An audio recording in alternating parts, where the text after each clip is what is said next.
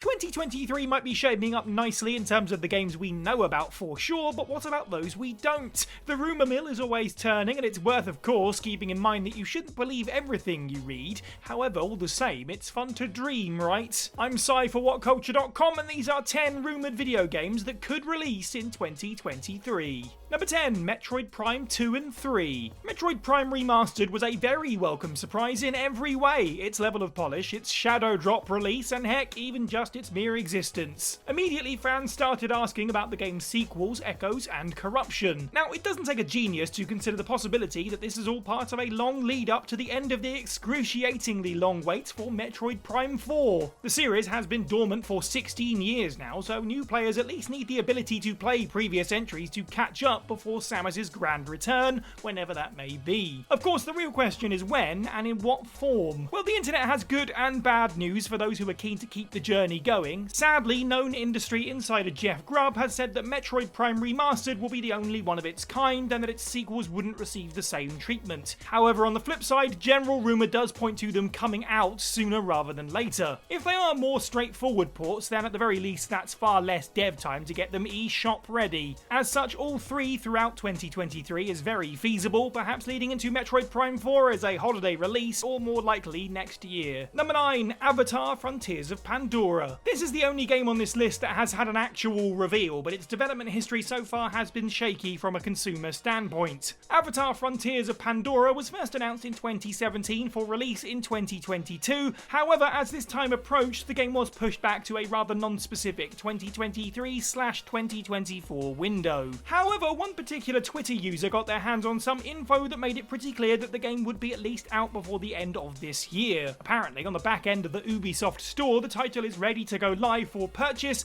and the anonymous source even dropped a look at the game's pre-order bonuses. Their tweets are now deleted, which is usually telling that these things are in fact real. Most games don't gear up for pre-orders more than a few months in advance, so it's possible that Frontiers of Pandora is looking at a summer release. The game has a huge chance of being a great success for Ubisoft. Despite the belly aching one way or the other about the films, Avatar routinely pulls in the big bucks. It may have been slated to release alongside Way of Water, but appearing in the gap year between the second and third films might be healthy for the sci-fi series. Number 8, Paper Mario: The ThousandYear Door. 2023 is already being called the year of the remake. Some of the best games this year have been titles that have reignited nostalgic fires within gamers, and as we look towards the future, there are plenty more to come. There may be another one, as it turns out. A user of Famiboards, Pikmin Snezkov, has reported that they've heard from several sources about Paper Mario: The ThousandYear Door getting a long-awaited remaster of its own. This has been corroborated with 3 sources, 2 of which were able to confirm a release date. The leaker in question, who has some precedence, is hesitant to reveal this until they know for certain. Nintendo's announced schedule for the second half of 2023 is looking quite light currently, outside of Pokemon Scarlet and Violet DLC, so a re-release of a classic title could be a way to keep Switch sale figures trucking along nicely. Furthermore, the Paper Mario franchise hasn't had an entry since 2020's Origami King, and the series tends to hit around 3 or 4 years between releases. The ThousandYear Door is one of the GameCube's most celebrated titles, and unlike the original Paper Mario, was never made available on any previous Nintendo eShop, so it's about time it got a second go-around. Number 7, Mortal Kombat 12. Mortal Kombat 12's existence is pretty public knowledge because of the absolutely benign way that Warner Bros. Decided to let it become so. As a publicly traded company, their investors' calls are open to all to listen to, and in February this year, CEO David Zaslav just offhandedly mentioned their intention to release MK12 in 2023. As such, the game's existence or planned release aren't a rumour. Thankfully, it didn't kill off hype for a new entry entirely. The Mortal Kombat social media accounts have done a decent job in recent weeks, as they are clearly leading up to something. Recent posts have seen them talking about previous entries in the series as a celebration of its 30th anniversary year. As such, rumours that the game could get a reveal very soon are probably onto something. Prominent fighting game community member Sonic Fox even predicted as such, with Jeff Grubb chiming in with a joke alerting many fans that such a thing could be imminent.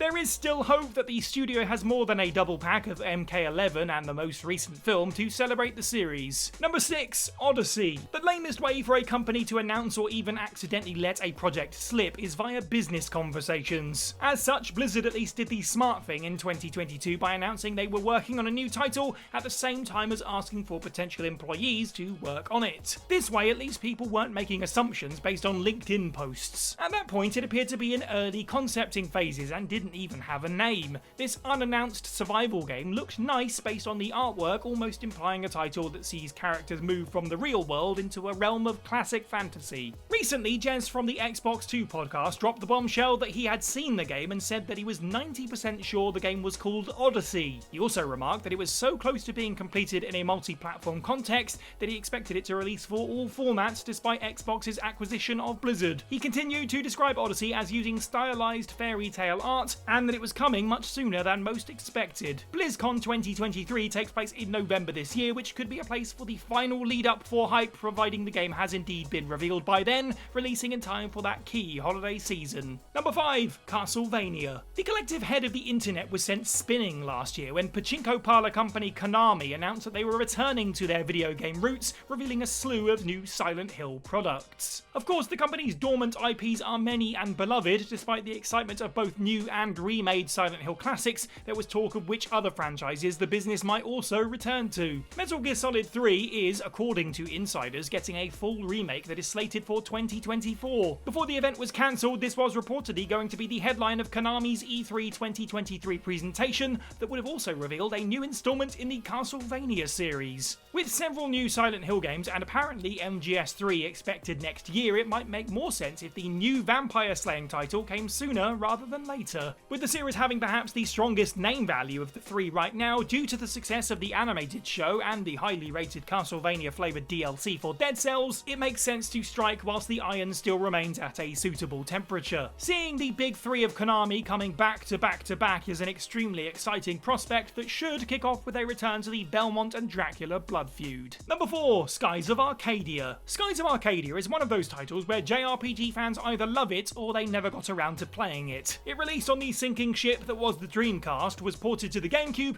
and never really stood a chance to become a fully fledged IP. For RPG fans, it screams wasted franchise potential. The Xbox Era podcast recently dropped that they had heard talk of a modern generation remake or remaster of the game. Now, take this one especially with a large dosage of salt, as anyone can say anything on the internet, but the timing would be perfect. It would fit as part of the trend of GameCube nostalgia. More than just a matter of timing, as nostalgia sometimes is, it could be illuminating to consider Nintendo's approach to GameCube titles. If they were following the Super Nintendo and N64 onto the Nintendo Switch Online service, then the publisher would have so obviously included Metroid Prime in that lineup. One game does not a trend set, of course, so taking a look at other remasters from the console that are expected to land this year is telling. Baton Kaitos and Tales of Symphonia add Skies of Arcadia to this, and that's a trio of underrated JRPG GameCube classics. Number 3, Resident Evil. In December 2022, Capcom filed trademarks for Resident Evil Director's Cut. This was the name of the re-release of the original PlayStation title that brought new costumes and remixed item locations, and no, not the version with the weird farty basement music. It's also been the version that Capcom have re-released the most, adding it to the PlayStation 3 store and recently PS Plus Essential. However, this trademark was filed after the fact, specifically under the code that is used for expanding usage of an existing product.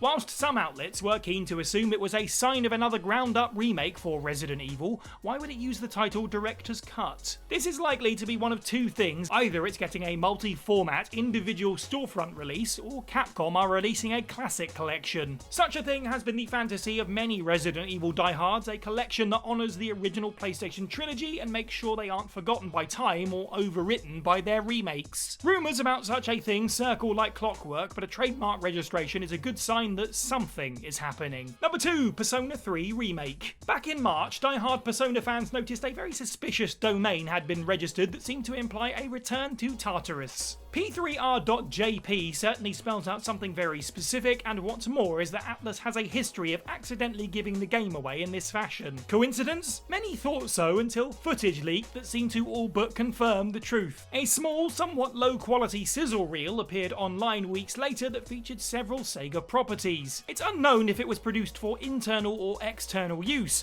All the same, aside from what appears to be Sonic Frontiers DLC, the trailer starts with a very brief look at Yukari from Persona 3 firing a bow in full HD. The style of the gameplay looks exceptionally close to modern Atlus standards, and at this point it's hard to deny the likelihood that this is real. What this means exactly for Persona 3 isn't clear. After all, the original game, or rather its portable adaptation, only released for modern systems in January. It's possible that Atlus's plan is to bookend 2023 with Persona 3 releases, especially considering they started the year by saying they had several unannounced titles in development. And number 1, Jet Set Radio. When it comes to franchises that ended far too soon, Sega's Jet Set Radio suffered a fate that was ill-fitting of how stylish and unique it was. Alongside Persona 3 Remake in the leaked Sega sizzle reel was another shocking revelation. Rumours from July 2022 of a return to Jet Set Radio were apparently true if the brief footage was anything to go by. To add validity to both of these games, Sega Bits came out on Twitter to confirm the footage matched the first look images they saw the previous summer